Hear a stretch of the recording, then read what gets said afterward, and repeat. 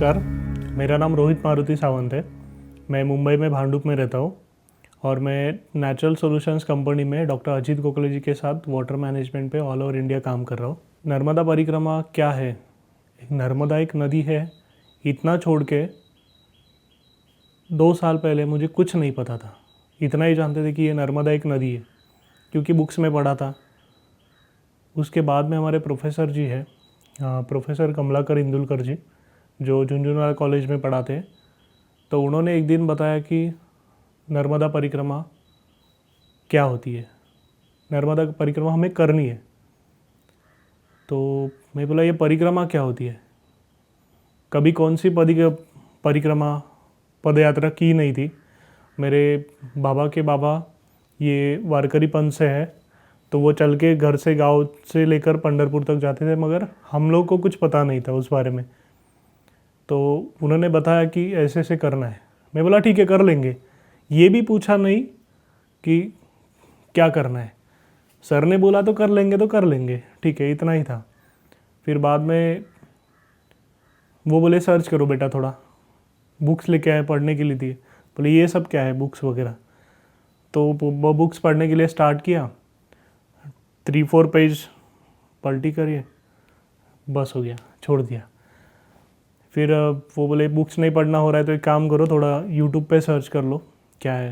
YouTube पे search किया, पहले तो मैप देख लो बोले। मैप देखो 3500 किलोमीटर्स, इतना इतना देख के तो फिर बोले इतना थोड़ी कोई चल सकता है, ये तो पॉसिबल ही नहीं है, नहीं हो सकता है, क्योंकि इतने सब बुक्स लिखे हैं, सब ने कुछ कुछ बताया।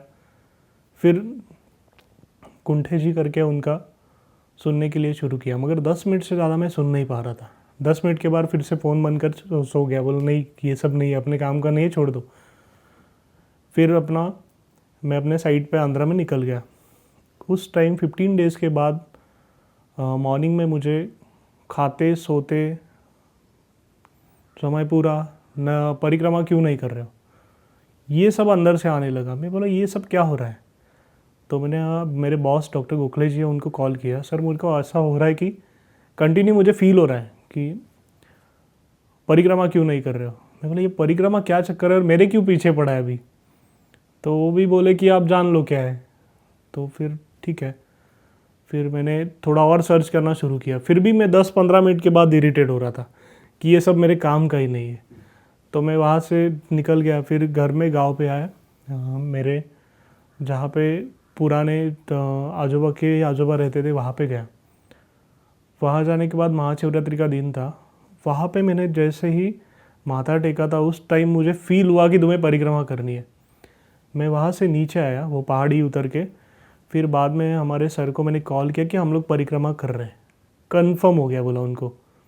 और तब तक उन्होंने तैयारी कर चुके थे कि मैं अकेला परिक्रमा करूँगा, क्योंकि हम लोग 3 जन साथ में करने वाले थे।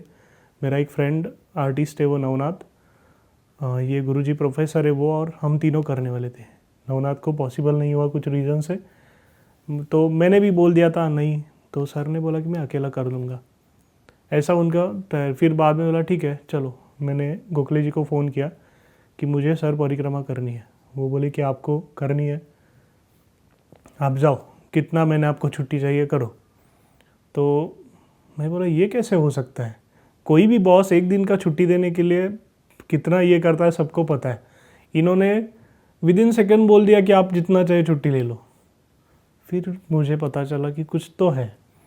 वहाँ से हो गया, फिर हम लोग कंफर्म हो गया। मैं घर में आ गया, घर में बताया। मेरे घर में इतना सब एजुकेटेड नहीं है, तो उनको बोले ठीक है, कौन है साथ में? मुझे पूछा, सर है साथ में। बोले सर साथ में है तो ठीक है, इट्स फाइन, जाओ। उनको कुछ पता नहीं है क्या है, सर साथ में है। सर के घर वालों ने पूछा कौन साथ में है, सर ने बताया रोहित साथ में, करो। ये हम लोगों में ऐसा हो गया, खिचड़ी बोलते हैं उसको, ऐसा थोड़ा सा कि। तो हम लोग फिर बाद में घर वालों को पता चला ये कुछ तो अलग कर रहे हैं, ये इतना दिन बोल रहे हैं तो कुछ तो अलग कर रहे हैं। फिर एक ही सवाल, रिटर्न आओगे ना, इतना ही पूछने लगे। फिर इसमें क्या होता है, नर्मदा परिक्रमा करने से पहले अगर आपने अपने माँ बाप का परमिशन नहीं लिया तो यह परिक्रमा कभी पूरी नहीं हो सकती, ऐसा माना जाता है। इसीलिए हमने उनका पहले परमिशन लिया, उन्होंने भी मैंने भी। फिर बाद में हमने सोचा कि अभी परिक्रमा हम शुरू करेंगे। और फिर सर का प्रोफेसर होने की वजह से उनका 12th का ये सब पेपर चेकिंग वगैरह था, तो हम लोग गुड़ी पाड़वा का दिन जहाँ पे लोग परिक्रमा रोकते हैं वहाँ पे हमने शुरू करना सोचा। गुड़ी पाड़वा के दिन हम लोग परिक्रमा करेंगे, ऐसा सोच के हम लोग आगे का सब प्लानिंग करने लगे। कौन से साल का गुड़ी पाड़वा था?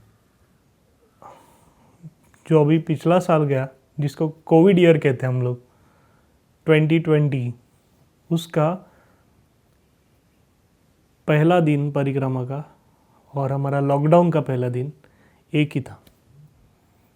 घर से जिस टाइम बैग उठाया उसी दिन सोच लिया कि अभी रिटर्न आएंगे कि नहीं आएंगे पता नहीं, क्योंकि इतना बड़ा कुछ करने जा रहे हैं जो हमें भी पता नहीं क्या है।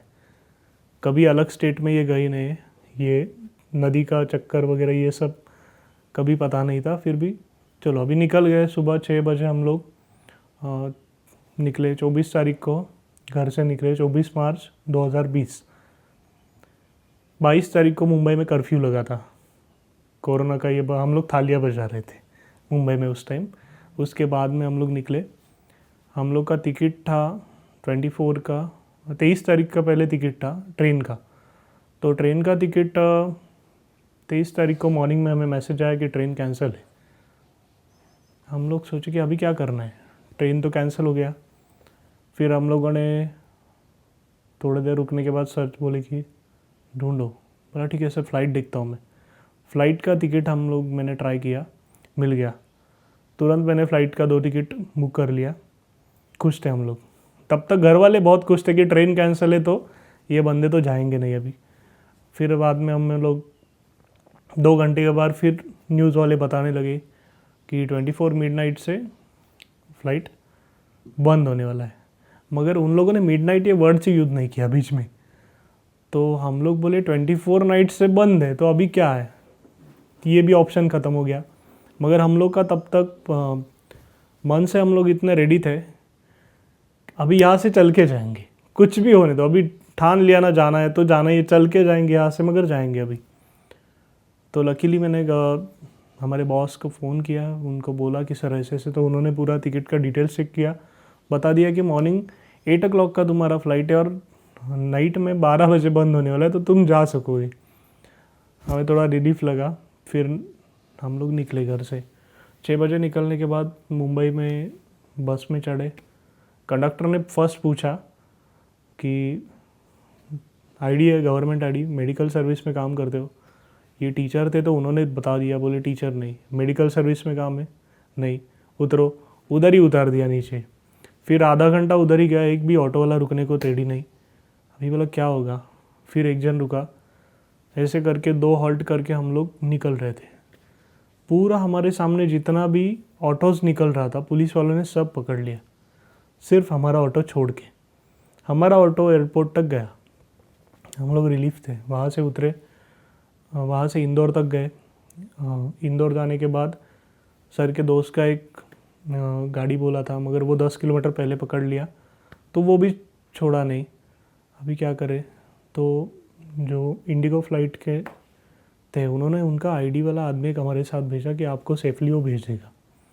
वो बंदे ने हम लोग को शॉर्टकट से कहाँ से लेके गया 150 किलोमीटर पता नहीं, मगर ओमकारेश्वर से मोरटक्का करके 12 किलोमीटर पहले एक गाँव आता है, वहाँ पे जाके रोका। पुलिस ने वहाँ पे रोक दिया, आप यहाँ से जाना है तो चल के जाओ। तो परिक्रमा हाँ हमारा वहाँ से ही शुरू हो गया। अभी इतना ट्रैवल करके आए थे हम लोग, सुबह से कुछ खाया नहीं था, पानी नहीं था पिया था, तो थोड़ा प्यास लगा।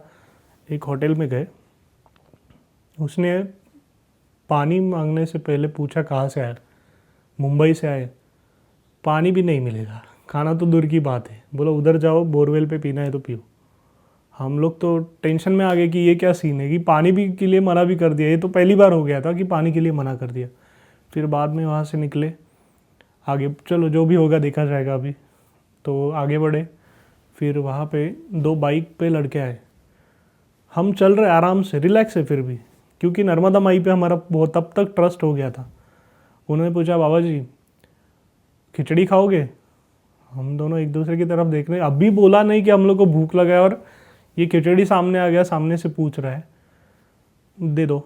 2-3 राउंड खा लिए, तब हम लोग को कॉन्फिडेंस आ गया कि माई हमारे साथ में है, चलो चलते हैं। तो 12 किलोमीटर से हम लोग ओमकारेश्वर गए। वहाँ पे सब मठ बंद कर चुके थे। बंद करने के बाद फिर अभी कहाँ पे रुकेंगे, मैया के तट पे अनिल महाराज जी है, उनके यहाँ पे गए।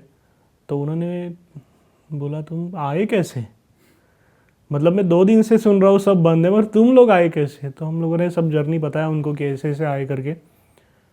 ठीक है, किस लिए आए हो, तो बोला परिक्रमा करनी है महाराज जी। परिक्रमा अभी लोग उठाना बंद कर देते और तुम लोग अभी किधर आ गए परिक्रमा करने, और कब पूरा करोगे, कितना महीना हाथ में है तुम्हारे। हम लोग ट्राई करेंगे जितना होगा, नहीं तो देखेंगे, चातुर्मास भी कर लेंगे अगर हो गया तो, नहीं तो आधा आधा करते, ऐसा कुछ ऐसा सोच लिया। तो महाराज जी ने बोला कि जाओ जाके पूजा का कुछ सामग्री लेके आओ, फिर कल से तुम स्टार्ट कर दो। हम लोग गए, स्नान किया, मुंडन किया जाके।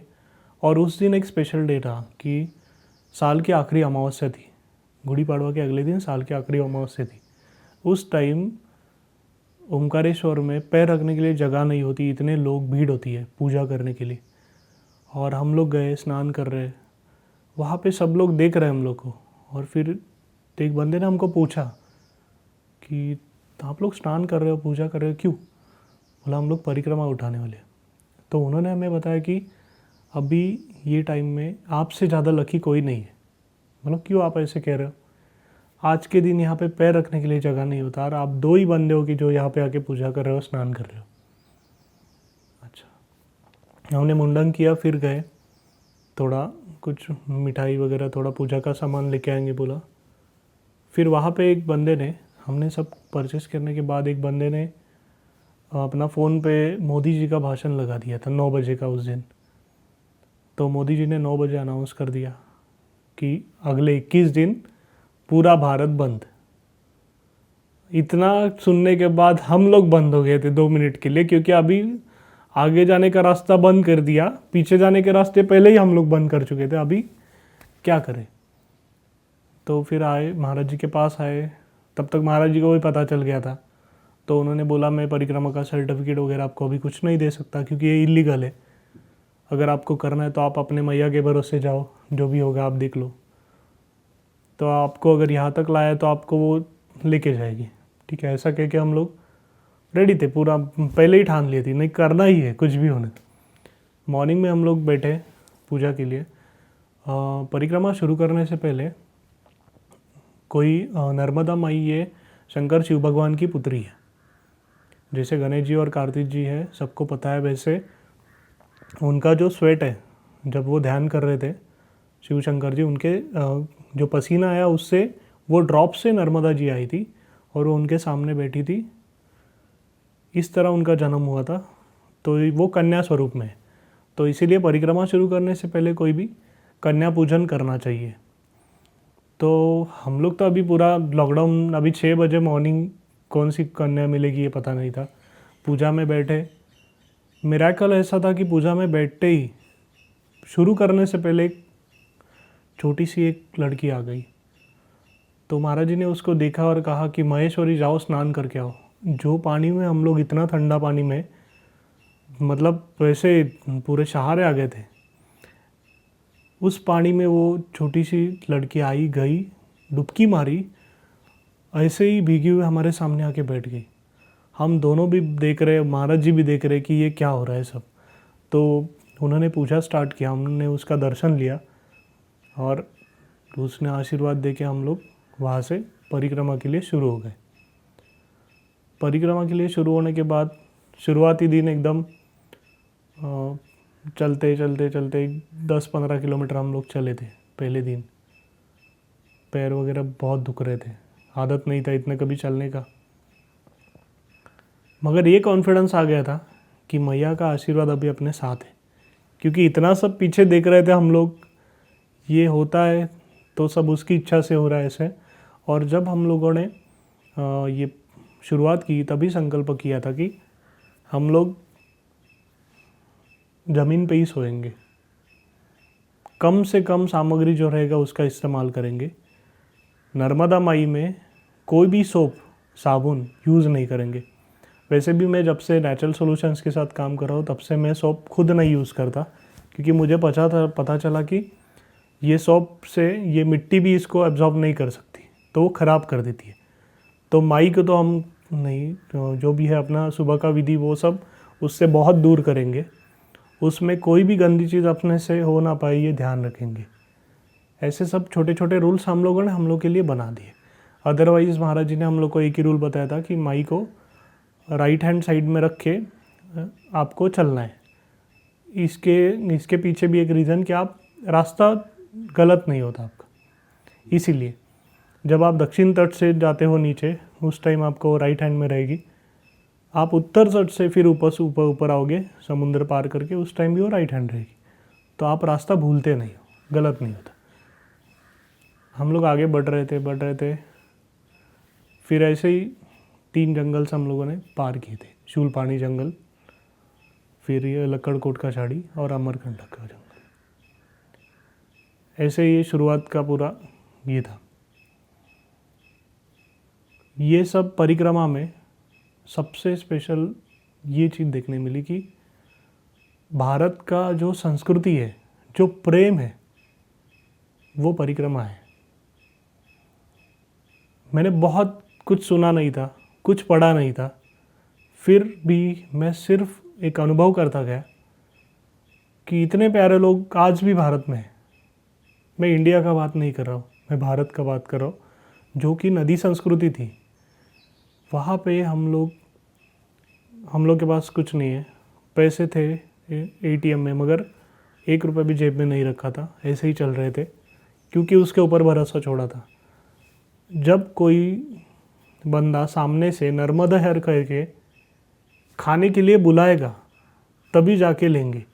जो भी देगा प्रसाद समझ के खाएंगे, कुछ भी हो। उसमें बहुत टाइम मेरा एक्सपीरियंस है कि हम लोग को पंचपक्वान ही दी गए। पूरे देश में इतना कोरोना था, सब था, बहुत जगह पे सब लॉक करके रखा था, परिक्रमावासी चल रहा था। ये सब इसमें और सिर्फ मैया के भरोसे चल रहा था।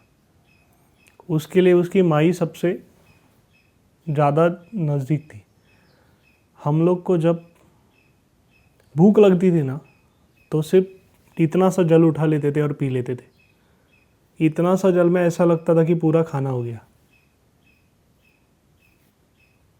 पूरा दिन 40 किलोमीटर हम लोग चल रहे थे शुरुआती दिनों में। फिर 40 किलोमीटर चलने के बाद 5 मिनट के लिए सिर्फ जाके मैया में शाम को जब स्नान करते थे, पूरा जितना भी थकान था उतना सब 5 मिनट में गायब हो जाता। ये सब छोटे छोटे छोटे मिरेकल्स थे, और ये मिरेकल्स प्रकृति के मिरेकल्स थे कि प्रकृति तुम्हें एक्सेप्ट करती है जब आप उसके साथ प्योर माइंड से जाओगे। दैट टाइम उसको भी पता चलता है कि ये बंदा अभी मेरे पास आ गया। जब पानी में हाथ डालते थे कभी कभी, तो पानी की बड़ी बड़ी मछली हाथ को आके छूती थी, उसको भी पता चलता था कि ये परिक्रमावासी है। बड़ी मछली, कभी कभी सामने हमने मगरमच्छ भी देखे। परिक्रमावासी कभी कभी जहाँ पे स्नान करते थे साइड में मगरमच्छ भी रहते थे, मगर एक भी मगरमच्छ ने आज तक किसी भी परिक्रमावासी को कोई हानि नहीं पहुंचाई। तो आप जैसे चलते जाओगे, आप जितना नेचर से कनेक्ट होते जाओगे ना, जैसे कि आप ज़मीन पे सो रहे हो, तो पूरा ये ग्रेविटेशनल एनर्जीज है वो सब आप में फोकस कर देती है। जितना भी थकान है, हम लोग ऐसा बोलते हैं कि हम लोग को इतना नींद का ज़रूरत है, उतना हम लोग का कैपेसिटी ही पता नहीं होता।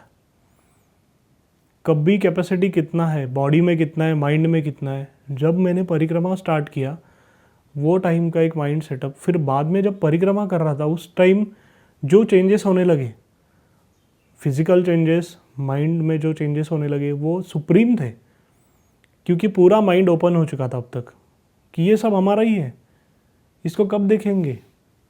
एक ही लाइफ मिला है, नेक्स्ट के बारे में कुछ पता नहीं, पीछे गया था पता नहीं, ये मिला है तो इसमें इतना पूरा दिन है, भगवान ने हम लोग को सबको एक गिफ्ट किया, वो है टाइम। वो टाइम पता चला कैसे चलता है, और वो इतना बड़ा टाइम है कि उसका आगे पीछे यहाँ पे कुछ नहीं है। जैसे बाकी सब यहाँ पे है, पेड़ पौधे, बैक्टीरिया, ये पक्षी वगैरह सब, हम लोग भी वैसे ही है उसके लिए। मगर हम लोग को थोड़ा दिमाग दिया इसलिए हम लोग ऐसे सोचते हैं कि कुछ अलग है, मगर ऐसा कुछ नहीं है। प्रकृति के सामने सब से वैसे ही है। तो हम लोग देख रहे थे, चल रहे थे, पूरा भारत का संस्कृति देख रहे थे, प्रेम देख रहे थे। लोग सामने से आके प्यार से आवाज़ देते थे। शुरुआती दिनों में तो ऐसा हुआ, पहले 1 महीना तक तो किसी ने मुझे मेरा नाम ही नहीं पूछा, और जिस समय 1 महीने बाद किसी ने पूछा कि आप कौन हो, तो मैं भी 1 मिनट के लिए ये हो गया कि मैं कौन हूँ। ये सवाल बहुत इम्पोर्टेंट है कि मैं कौन हूँ।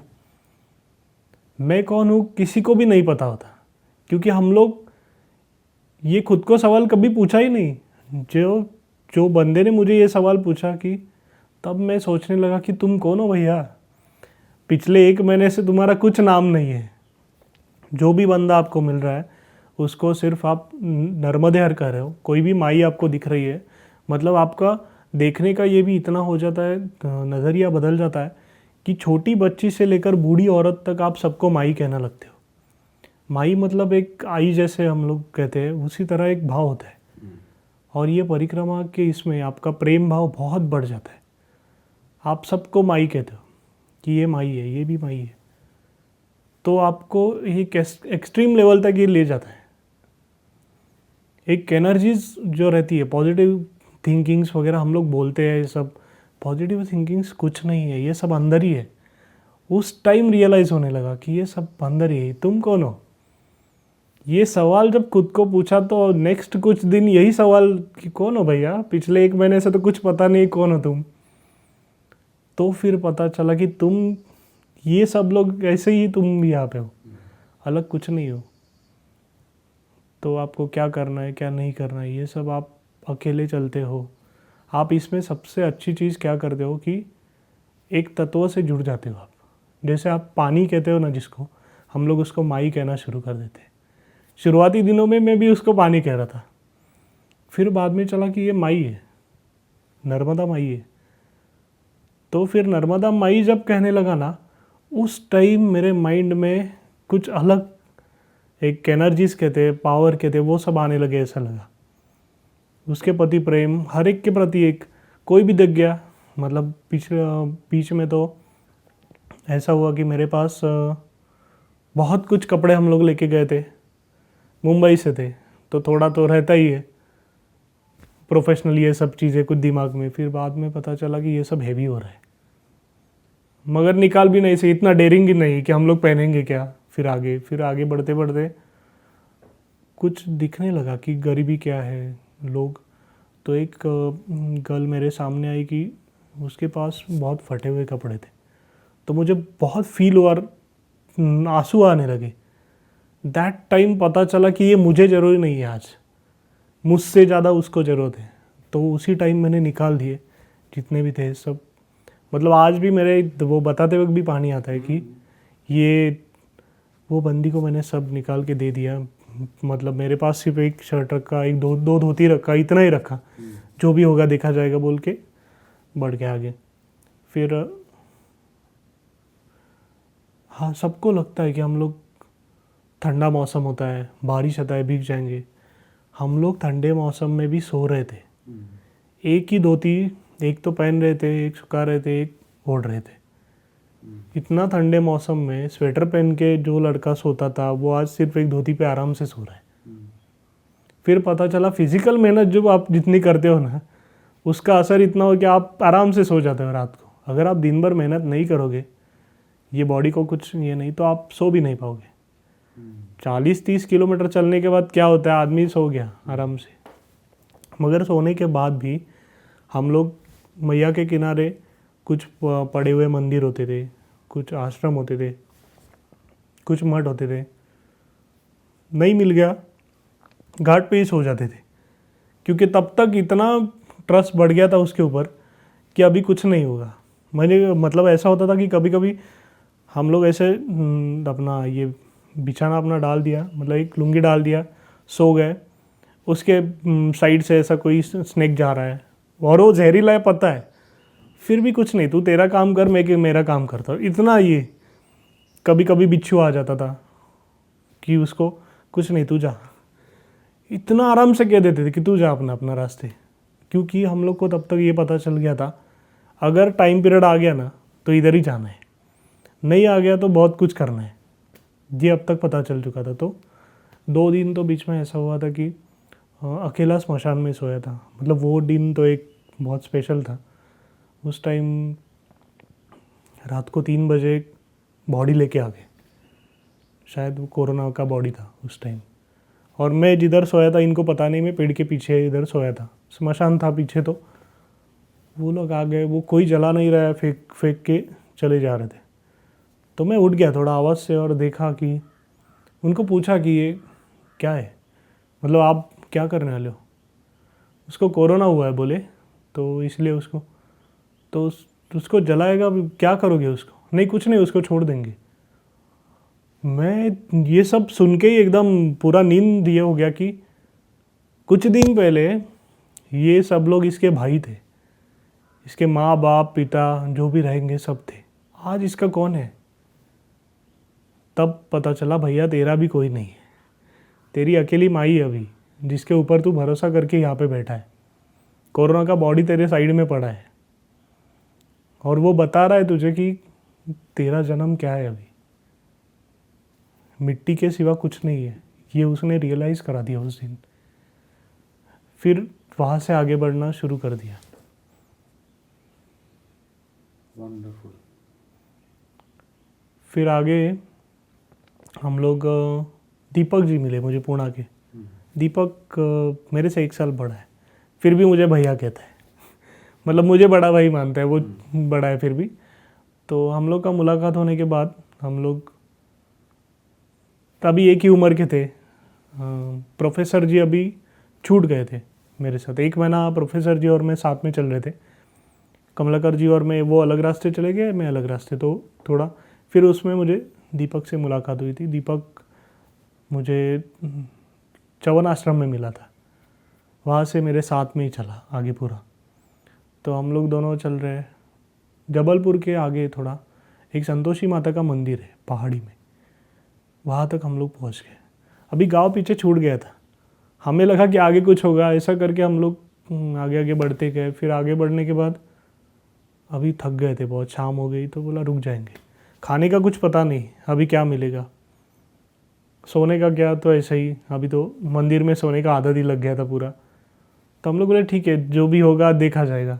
तब तक एक आदमी ने हमको देखा था यहाँ पे, तो उसने बोला कि तुम गांव में क्यों नहीं रुके। बोला हमें पता लगा कि शायद आगे भी गाँव होगा, तो हम लोग चलते रहे, अभी टाइम था नहीं आगे, अभी सीधा आपको 40 किलोमीटर पे जाना है।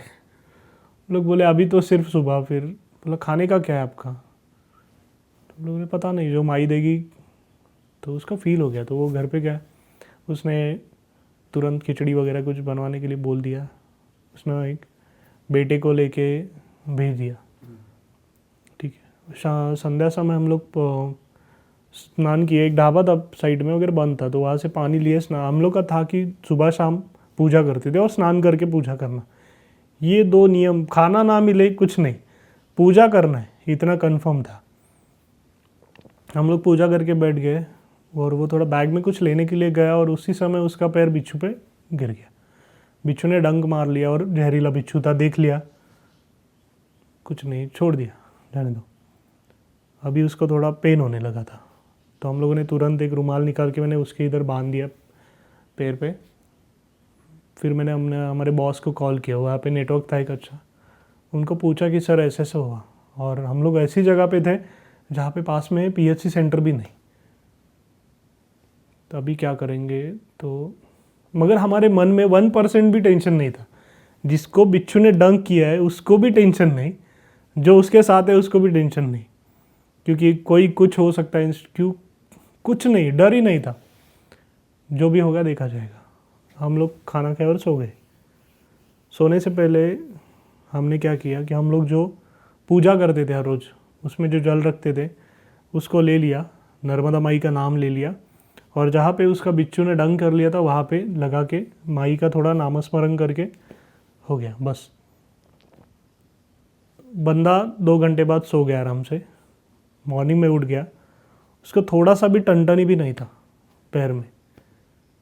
वो बोल रहा है अरे रोहित भाई एकदम फर्स्ट क्लास है, एकदम फर्स्ट क्लास है, कुछ नहीं किया है। दूसरे दिन हम लोग 35 किलोमीटर टू 40 किलोमीटर पैदल चले फिर। रिलैक्स। मतलब ये इतना पावरफुल है सब। आप जब कोई भी चीज़ के लिए समर्पण रखते हो, प्रेम आपका बढ़ जाता है ना, तो प्रकृति आपको संभाल लेती है। वो आपके लिए काम करना शुरू कर देती है उसी समय। तब तक हमारे बॉडी में इतना कुछ प्योर गया था अंदर से कि वो बैक्टीरिया कुछ नहीं कर पाया उसको भी। ऐसे दिन दिन दिन एक एक एक एक एक इतने सारे अनुभव थे, बहुत मिरेकल्स। मतलब जहाँ पे कुछ समय से साइंस भी ये सब पीछे पड़ जाता है। मतलब मैं खुद साइंस का स्टूडेंट था 12th तक, तो हम लोग को एक अलग साइंस सिखाया जाता है, मगर प्रकृति का कुछ अलग साइंस है, वो कोई बताता नहीं। जब प्रैक्टिकली कुछ करना शुरू कर देते उसी समय ये सब हम लोग साइंस समझ पाते हैं और तभी वो भी बताना शुरू कर देती है। तब तक ये बुक्स वाला साइंस तो कुछ ऐसे तो कुछ यहाँ पे काम नहीं आता। उसके बाद में मैं आगे चलते चलते मैया के किनारे बहुत सुप्रीम पावर्स को टच कर चुके थे अब तक, जल हवा पानी ये सब चीज़ें। मगर मुझे एक चीज़ बहुत फील हो रही थी कि बेटा तू नर्मदा तो कर रहा है, मगर नर्मदा के बारे में जानता क्या है? तूने कुछ पढ़ा नहीं, तूने किसका कुछ सुना नहीं, फिर भी तू चल रहा है, वो भी तुझे चला रही है। मगर ये थोड़ा गलत लग रहा था। तो कुछ तो मैं सोच रहा था, एक ने बताया मुझे कि नर्मदा पुराण करके है, तो मैंने सोचा ठीक है हम परिक्रमा करके जाएंगे। तो मगर मुझे वो डाइजेस्ट ही नहीं हो रहा था कि तू परिक्रमा क्यों कर रहा है फिर, अगर तुझे पता ही नहीं है तो। सर ने बहुत कुछ पढ़ा था तो उनको पता था। तो एक जगह पे अनगोरा करके प्लेस है, वहाँ पे श्री स्वामी समर्थ जी का मठ है। तो वहाँ पे हम लोग एक दिन रहे थे। दीपक में, दीपक नहीं था, दीपक पीछे था उस समय एक दिन के बाद सुबह बैग उठा दिया, महाराज जी को बोला नर्मदे यार अभी निकलते।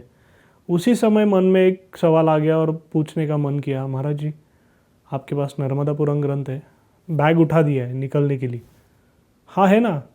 इतना बोलने के बाद ऐसे ही बैग नीचे रख दिया, दिखाओ मुझे। गया तो एक हिंदी में वर्जन था और एक मराठी में अनुवाद था। इतना बड़ा बुक नर्मदापुरम ग्रंथ, मुझे लगा कुछ छोटा रहेगा, इतना बड़ा, 1000 पेजेस से ऊपर उसके पेजेस थे, 352 अध्याय थे उसके। तो मैं सोच में पड़ गया कि मगर एक था पढ़ना है, ठीक है। तो मैंने महाराज जी को बोला कि मुझे ये पढ़ना है। तो आप परिक्रमा आगे नहीं करोगे अभी? नहीं, मैं अभी ये पढ़ के पूरा करके आगे करूँगा। बोले ठीक है आप रहिए, यहाँ पे कुछ प्रॉब्लम नहीं है। तो मैं बैठा। तब तक मैं एक राजस्थान के महाराज जी थे, वो हिस्ट्री डिपार्टमेंट में काम करते थे। तो वो पंडित थे, वो उसी समय आ गए, वो भी परिक्रमा में थे। तो उनको मैंने बता दिया कि मैं यहाँ पे रुक के अभी ना, वो बहुत खुश हो गए। बोले एक काम करते, आपका मैं संकल्प करा लेता हूँ अभी। पर ये संकल्प क्या होता है? तो बोले संकल्प मतलब आप जब तक वो पूरा नहीं करोगे उठोगे नहीं अभी। तो बोला ठीक है कुछ नहीं करेंगे। तो बैठ गया, संकल्प हो गया। फिर बाद में मैंने संकल्प में अंदर से एक बोला दिया कि मैं सिर्फ फलाहार करूँगा, जब तक ये पूरा नहीं होगा तब तक मैं फलाहार करूँगा, खाना नहीं खाऊँगा। ये वो महाराज जी ने सुन लिया, मठ के मठाधिपति। वो उधर टेंशन में आ गए, ये बंदे ने बोल तो दिया मगर जंगल में फल कहाँ से लाओ इसके लिए अभी। बोलते आपने ये बोल के अभी, बोला मुझे पता नहीं मगर वो आ गया उसमें। तो मैं बैठ गया, बोला ठीक है अभी आपको अगर नहीं मिला तो छोड़ दो, मैं अभी मैया का जल लेके ही कंटिन्यू करूँगा। ऐसा इतना कॉन्फिडेंस लेवल आ गया था कि मैया का जल लेके ही मैं कंटिन्यू कर दूँगा। फिर मैंने पढ़ना शुरू कर दिया और मुझे 9 दिन लगे। 9 दिन मैंने मॉर्निंग 6 बजे बैठता था, इवनिंग 6 बजे उठता था। कंटिन्यू 12 घंटा में जो बंदा कभी 1 घंटा बुक लेके पढ़ने के लिए भी सो जाता था, वो 12 घंटे दिन के बैठ रहा है, नर्मदा पुराण पढ़ रहा है। 2 दिन बाद मुझे पता चला जो पेड़ के नीचे मैं बैठा हूँ वो पेड़ पीपल का पेड़ है। ऐसे कहते हैं कि तीनों भगवान का उसमें वास होता है, ब्रह्मा विष्णु महेश। और फिर बाद में मुझे तीसरे दिन पता चला कि बेटा तुझे नहीं, इनको सुनना है, इसीलिए तुझे बिठा दिया इधर। मतलब मेरे साइड में हनुमान जी का मंदिर था। हनुमान जी के बहुत सारे मंदिर नर्मदा मैया के किनारे पर, और वो तो चिरंजीवी माने जाते। तो उनको और इन तीनों को सुनना है, इसलिए तुझे बिठाया बोलने के लिए यहाँ पे। इसलिए इतना एनर्जी तेरे पास भेज के रखा है कि तू पढ़, और बड़े आवाज़ में पढ़ना है, ऐसे नहीं छोटे मन में ही पढ़ना है कि बाकी सब लोग भी जो आते हैं वहाँ पे उनको भी सुनना है। तो मैं पढ़ता पढ़ता पढ़ता गया। दोपहर को महाराज जी आ गए, उन्होंने गाँव वालों को बोल दिया कि ये ऐसे ऐसे आ गए, उन्होंने सब बोल दिया अभी क्या करें। तो गाँव वाले गाँव में गए और फिर जंगल में जाके पूरा उन्होंने बेल के जितने फल थे पके हुए उतने लेके आए, इतना बड़ा टोपली भर के लेके आए। फिर महाराज जी मुझे 1 गिलास, हर रोज़ 1 गिलास सिर्फ बेल का रस देते थे करके। मैं दोपहर में सिर्फ उतना लेता था और मेरा अपना ये रूटीन चालू था। शाम को फिर सो जाता था ऐसे ही। 9 दिन सिर्फ दोपहर को एक टाइम 1 गिलास बेल का शरबत पी के 9 दिन मैंने ये नर्मदा पुराण ग्रंथ पूरा किया। फिर पता चला कि बेटा जीने के लिए कितना खाना लगता है। हम लोग जो सोचते हैं 2 टाइम खाना, 3 टाइम खाना, हर टाइम खाना, 1-1 घंटे बाद खाना, ये सब गलत है।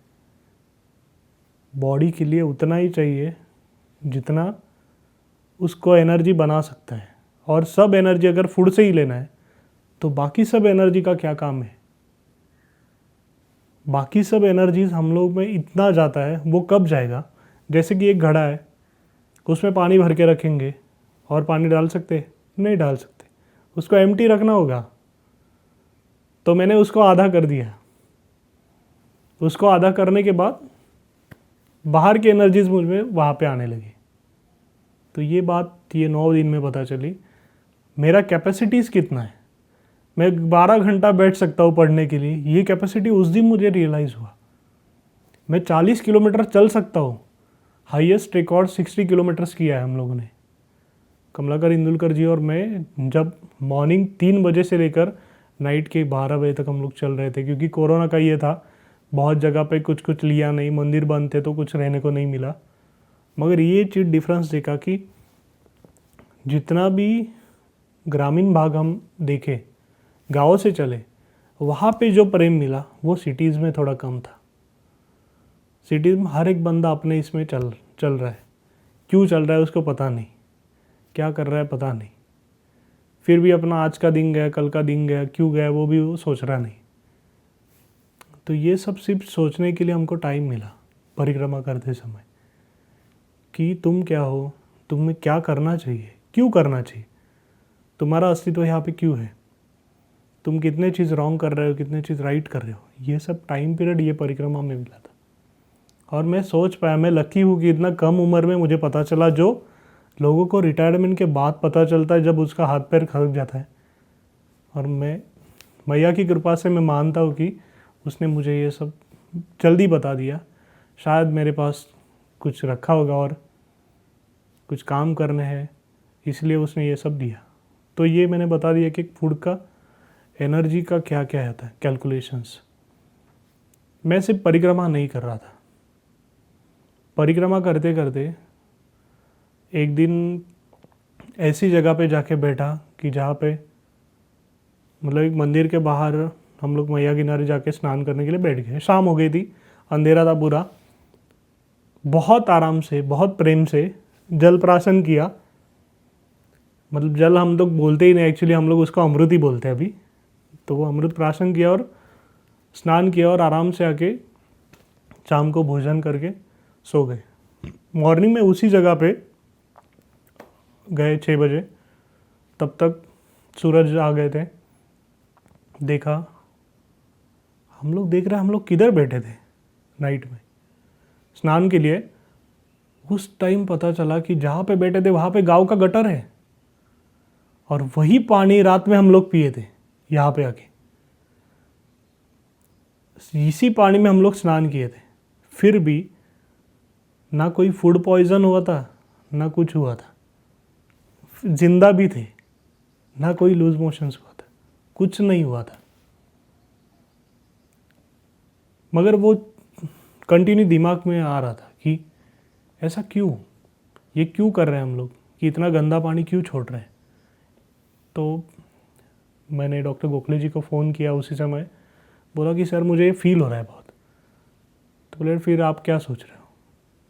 मैंने सोचा फिर हम लोग उसी सब्जेक्ट के ऊपर ऑल ओवर इंडिया काम करते। तो मैंने सर को बोला कि हम लोग इसको रोकने के लिए मैं मेरा लाइफ पूरा भी समर्पित कर दूंगा, इसके लिए काम करूंगा जितना भी होगा।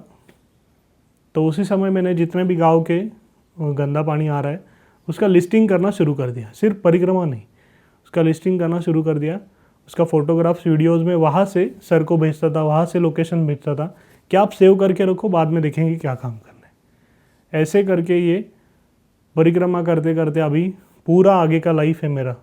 फिर मुझे पता चला कि तुम्हें जीना क्यों है। तो मुझे इसलिए जीना है अभी कि ये सब नदियों में गंदा पानी जा रहा है, उसको रोकना है और उसको नेचर में उसका जहाँ पे जगह है वहाँ पे उसको भेजना है। अलग अलग सिस्टम्स का यूज़ करके ये सब आगे जाके करूँगा, ऐसा सब अभी सोचा है। शुरुआती दिनों में चलते चलते मुझे एक बार लूज़ मोशंस हुआ था। शुरुआत में बहुत प्रेशर आ जाता है, चलने का आदत नहीं होता, और इतना लूज़ मोशंस हो गया कि 2 दिन तक रुक नहीं रहा था।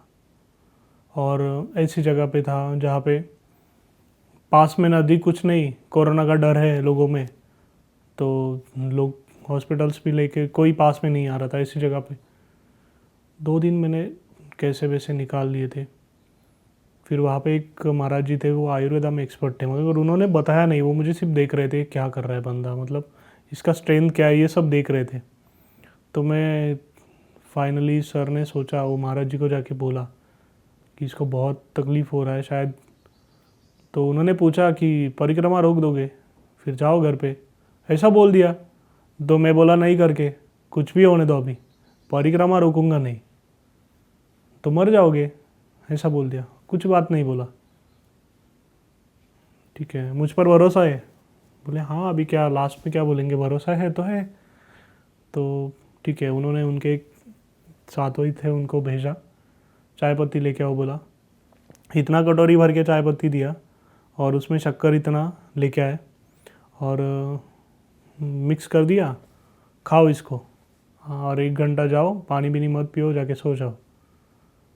मैंने तो कुछ खाया नहीं था, बोला इसको ही खाने से थोड़ा अच्छा लगे तो लगे, इसलिए खा लिया। और चबा के खाना बोले, जितना चबा के खाओगे अच्छा है। तो मैंने चबा के खा लिया, जाके सो गया। 3-3.5 घंटे के बाद मैं उठ गया। उठने के बाद एकदम मैं नॉर्मल था, मुझे ना लूज मोशन था ना कुछ नहीं। फिर बाद में मैं स्टूल सो एकदम हार्ड हो गया अच्छे से। तब मुझे अपना भारत का आयुर्वेदा क्या था, छुपा हुआ कहाँ पे है, वो पता चल गया।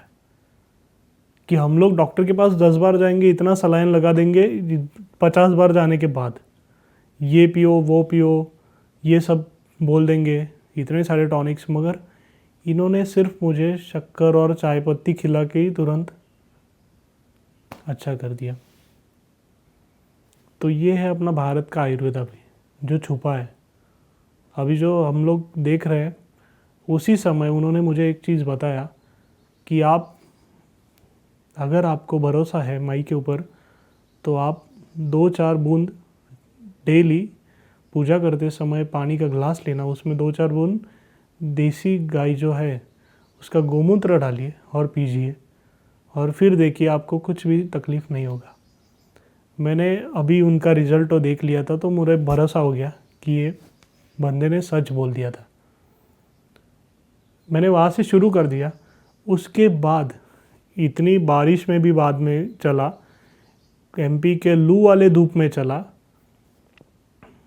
शाम को ठंडे पानी से स्नान करता था, मॉर्निंग में भी 4 o'clock 3 o'clock स्नान करता था मैया में जाके।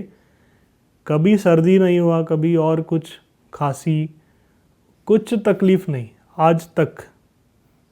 परिक्रमा के आने के बाद आज तक मैं डेली मॉर्निंग में पूजा करके 1 गिलास पानी में 3-4 बूंद देसी गाय का गोमूत्र डाल के पीता हूँ। ये कंपनी में कार्य करने की वजह से मुझे बहुत जगह पे ट्रैवल करना पड़ता है, अलग अलग स्टेट्स में। तो कभी कभी मेरा 15 डे 20 डेज़ में भी अलग अलग पानी हो जाता है, अलग अलग फूड हो जाता है। कोई भी प्रकार का मुझे आज तक प्रॉब्लम आया नहीं फिजिकल। 3-4 बूंद से 2 साल से कोरोना चल रहा है। मैं कोरोना में एक भी दिन रुका नहीं। मुझे कोरोना क्या है अभी तक पता नहीं, वो 2-4 बूंद की वजह से। ये अपना आयुर्वेदा है जो बता रहे हैं हमारे लोग, मगर हम लोग सुन नहीं रहे। मैंने सुना इसलिए मैं उसका रिजल्ट देख रहा हूँ क्या है। जो भी लोग हैं दाढ़ी बढ़ाते, बाल बढ़ाते, सबको लगता है ये बाबा है, ऐसे नहीं। उन्होंने उनका लाइफ सैक्रिफाइस किया है। सब छोड़ के वो प्रकृति में कुछ सीख रहे हैं, तो उनका नज़रिया चेंज है, वो सब देख रहे हैं। हम लोग 2-4 कुछ गलत लोगों की वजह से सबको टारगेट कर देते हैं कि ऐसा नहीं करना चाहिए। हमें खुद को सोचना चाहिए कि सामने वाला बंदा कौन है, और वो सामने आने के बाद ही उसको ऑब्जर्व करो। बहुत मीठा बात करता है तो वो कुछ नहीं है, मगर आपको पता होना चाहिए कि उसके दिमाग में क्या चल रहा है। ये सब भी आपको नेचर बताना शुरू कर देता है कि सामने वाला कैसा है। मैं भी ऐसे अभी बहुत लोगों को मिलता हूँ कभी कभी, मगर मैं भारत में रहने वाला नहीं तो पूरा वर्ल्ड में रहने वाला, जैसे संत तुकाराम जी कहते हैं विश्वाची माझे घर। ये जो नज़रिया है वो मुझे परिक्रमा ने दिया। इसीलिए मैं आदिवासी लोगों के साथ भी उठ के बैठ के खाना खा चुका। बहुत सारे जिसको लोग निचले जाति के कहते हैं, ऐसे लोगों के साथ भी मैंने खाना पीना सब खाया। मगर अभी एक ये विषय निकला तो बताता हूँ, एक एक्सपीरियंस जिसको हम सीख कहते हैं। एक हमारे इसमें कास्टिज़म अभी भी कुछ नहीं चला गया, इतना चल रहा है कि मैंने एक जगह पे हम लोग दीपक और में चल रहे, बहुत प्यास लगा, हम लोग के पास का पानी ख़त्म हो गया और गांव से चल रहे, अभी मैया भी साथ में नहीं है, थोड़ा दूर थी।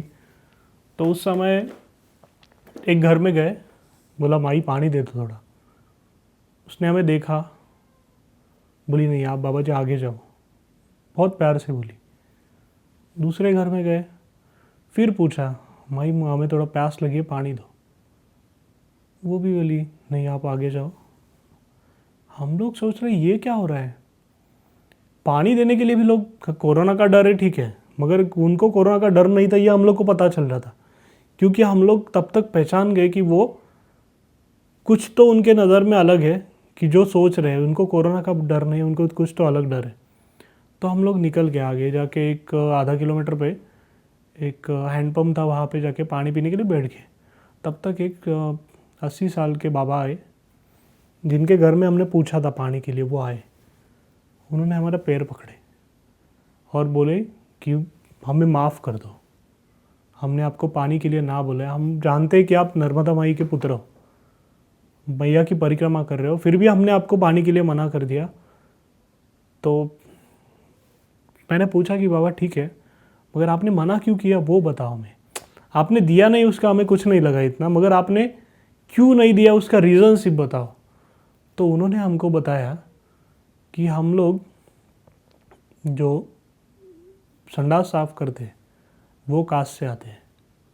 अभी मैं उस कास्ट का वगैरह से नाम नहीं लूँगा, वो कास्ट से हम लोग बिलोंग करते हैं। अगर हमने आपको पानी पिला दिया तो गाँव वाले हमें यहाँ से भी बाहर उठा के फेंक देंगे।